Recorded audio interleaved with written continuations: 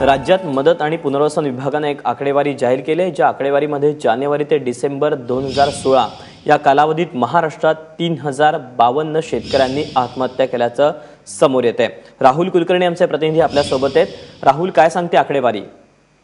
ही आकडेवारी अशी सांगते की गेल्या 10 वर्षातली जी सरासरी आहे महाराष्ट्राची, विशेषतः 2015 आणि 2016 याची तुलनात्मक अभ्यास केला तर सरकार जाऊन दुसरं नवीन सरकार आलं, नवीन सत्ताधारी पक्ष आला तरी शेतकऱ्यांच्या आत्महत्या कुठेही थांबलेल्या नाहीत। मुख्यतः मदत आणि पुनर्वसन म्हणजे सरकारी विभागाचीच ही आकडेवारी आहे, कुठल्याही सामाजिक संस्थेने ही दिलेली नाहीये। त्यात त्यांनी कारणं पण दिलेली आहेत की जी नेहमीची कारणं आहेत, एकतर दुष्काळ आहे, कुठे अतिवृष्टी झाली आणि महत्वाचं म्हणजे सातत्यानं शेतमालाचे जे भाव पडलेले आहेत ते भाव पडल्याचा जो परिणाम झालेला आहे तो परिणाम म्हणजे शेतकऱ्यांच्या आत्महत्या। पुन्हा बँकिंग व्यवस्थेमध्ये कुणीही शेतकऱ्यांना थारा देत नाही।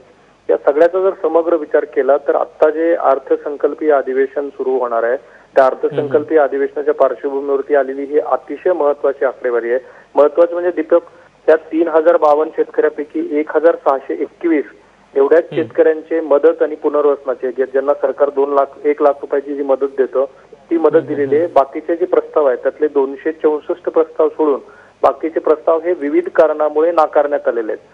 असं दिसतंय की हे सरकार आल्यानंतर सुद्धा ज्या पद्धतीने जलयुक्त शिवार आणि इतर गोष्टीचा उहापोह मुख्यमंत्र्यांनी केला होता आणि मुख्यमंत्री म्हणत होते की शेतकऱ्यांच्या आत्महत्या रोखण्यासंदर्भात आम्ही प्रयत्न करतोय, परंतु ही सरकारचीच आकडेवारी सांगते की असं काही झालेलं नाहीये। आघाडी सरकार होतं तेवढ्याच आणि त्याहीपेक्षा कदाचित जास्त आत्महत्या याही सरकारच्या कालावधीमध्ये होताना दिसत आहेत। दीपक, राहुल, धन्यवाद दिलेल्या सगळ्या सविस्तर माहितीबद्दल।